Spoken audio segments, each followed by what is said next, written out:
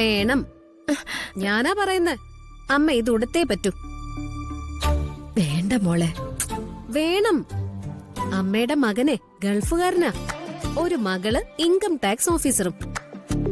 മൂത്ത മകളായ ഞാനേ പാഴായിട്ടുള്ളൂ. നീ പാഴാണെന്ന് ആര് പറഞ്ഞു? എന്തായാലും ഒരു വീടിന്റെ പണി നീ തീർത്തില്ലേ? ഇനി നിനക്ക് എന്തെങ്കിലും ആവശ്യമുണ്ടെങ്കിൽ അത് രാജു തരും. അപ്പൊ ഞാൻ പേട്ടതേങ്ങയൊന്നും അല്ലല്ലേ? അമ്മയുടെ 3 മക്കളും വലിയ പൊസിഷനിലാ. അപ്പൊ ഈ വില കൂടിയ പട്ടുസാരി ഉടുക്കാം, ഉടുത്തേ പറ്റൂ.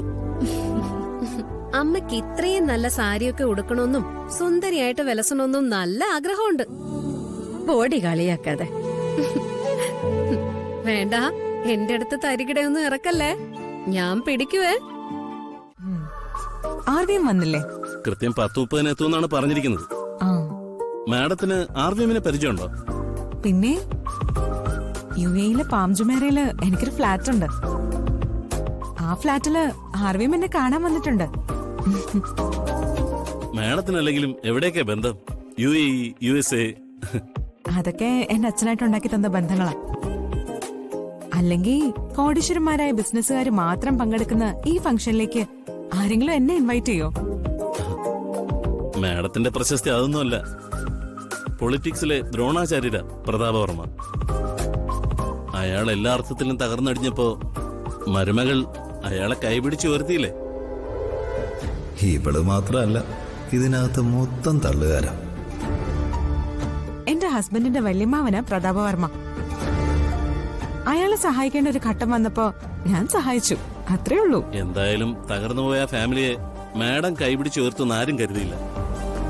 അയാൾ എന്റെ അച്ഛന്റെ നമ്പർ 1 ശത്രുവാ. എന്നിട്ട് പോലും ഞാനതൊന്നും ഓർത്തില്ല. പരോപകാരം എന്റെ ബ്ലഡിൽ അലിഞ്ഞു ചേർന്നിട്ടുള്ളതാ. മാഡം ആ വീട് വിൽക്കാൻ പോകുന്നത് കേട്ടു. അതെ, വിൽക്കാണ്. അത് ഔട്ട് ഓഫ് ഫാഷൻ ആയില്ലേ? അത് വിൽക്കുന്നതിനോടൊപ്പം പുതിയൊരെണ്ണം വാങ്ങുന്നുണ്ട്. An ultra modern bungalow.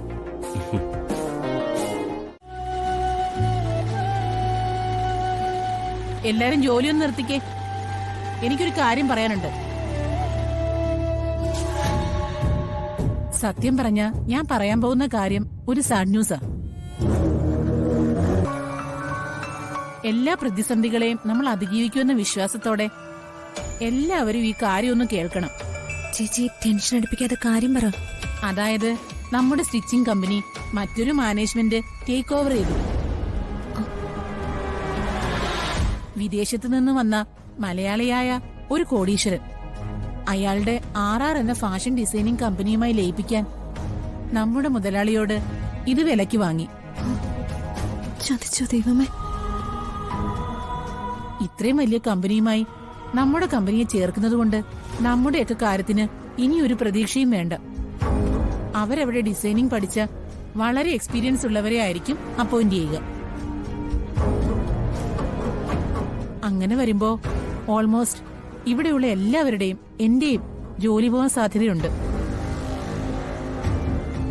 Management എന്നെ അറിയിച്ച കാര്യം ഞാൻ നിങ്ങളെ അറിയിച്ചു. നിങ്ങളെക്കാൾ കഷ്ടമാ എന്റെ സ്ഥിതി. അപ്പോ എന്റെ സ്ഥിതിയോ?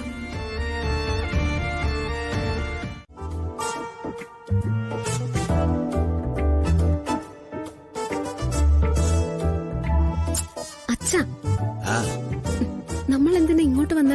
എന്താ കാര്യം? നമ്മളെ ഇങ്ങോട്ട് വിളിപ്പിച്ച ആള് എന്തെങ്കിലും ഒരു കാര്യമില്ലാതെ ഇങ്ങോട്ട് വിളിപ്പിക്കും. നീ സമാധാനായിട്ട് നിൽക്ക്. എന്തായാലും നിന്റെ അച്ഛനും അമ്മയും കൂടി നിന്നെ കൊല്ലാനൊന്നും കൊണ്ടിട്ടില്ലല്ലോ.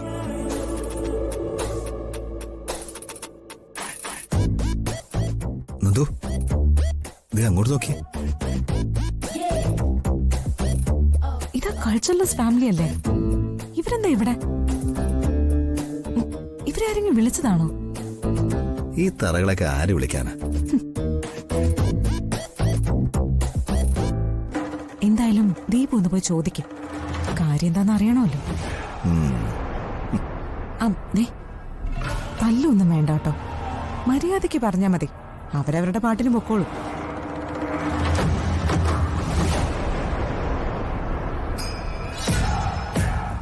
വേണുട്ടാ, അവൻ അമ്മയുടെ തലതെറിച്ച മോൻ. അവന്റെ വരവ് കണ്ടിട്ടെ പഴയതിന്റെ ഇരട്ടി വഴക്കിനുള്ള ലക്ഷണമുണ്ട്. ഏയ് എന്ത് പ്രകോപനം ഉണ്ടായാലും നമ്മുടെ ഭാഗത്തുനിന്ന് ഒരു പ്രശ്നം ഉണ്ടാവരുത്, ഉണ്ടാവാൻ പാടില്ല. നമ്മളെ ഇങ്ങോട്ട് വിളിപ്പിച്ച ആളെ നമ്മൾ മാനിക്കണം. ഹ, അത് ശരി. നിങ്ങളെല്ലാരും കൂടി എന്താ ഇവിടെ? അല്ല, അത് ഞങ്ങള് നിങ്ങളൊക്കെ എപ്പോഴും ജീവനോടുണ്ടോ? ആ, ഞാൻ കരുതി നിങ്ങളൊക്കെ കഴിഞ്ഞ വെള്ളപ്പൊക്കത്തിൽ ഒലിച്ചുപോയി കാണുമെന്ന്. ദീപക്കെ, വർമ്മ സാറിന് എന്തുണ്ട് വിശേഷം? വർമ്മ സാറോ? അങ്ങേര് വീട്ടില് നാട്ടില് നശിച്ച് നാണം കെട്ട് പുറത്തിറങ്ങാൻ വയ്യാതെ വീട്ടിലിരിപ്പുണ്ട്. നീ എന്താ ഇവിടെ? ഞാനെന്താ എവിടെന്നോ? അത് കൊള്ളാം. ഞാനും എന്റെ ഭാര്യയുണ്ട്. ഞങ്ങള് ബിസിനസ്സുകാരല്ലേ, അതുകൊണ്ടേ ക്ഷണിക്കപ്പെട്ട അതിഥികളാ. അല്ല, അതിരിക്കട്ടെ, ഞാൻ ചോദിച്ചതിന് മറുപടി പറഞ്ഞില്ലല്ലോ. നിങ്ങളെന്താ ഇവിടെ? ഞങ്ങൾക്ക് ഇൻവിറ്റേഷനുള്ള ഫംഗ്ഷനാ, ഞങ്ങൾ അതുകൊണ്ടാ വന്നേ. എന്തോ നിങ്ങൾക്ക് ഇൻവിറ്റേഷൻ ഉള്ള ഫംഗ്ഷൻ ആണെന്നോ? ഈ നൂറ്റാണ്ടിൽ കേട്ട ഏറ്റവും വലിയ തമാശയായിരിക്കും ഇത്.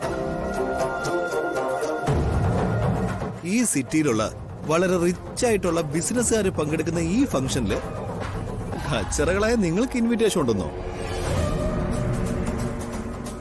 ഒരു വലിയ തമാശയാ.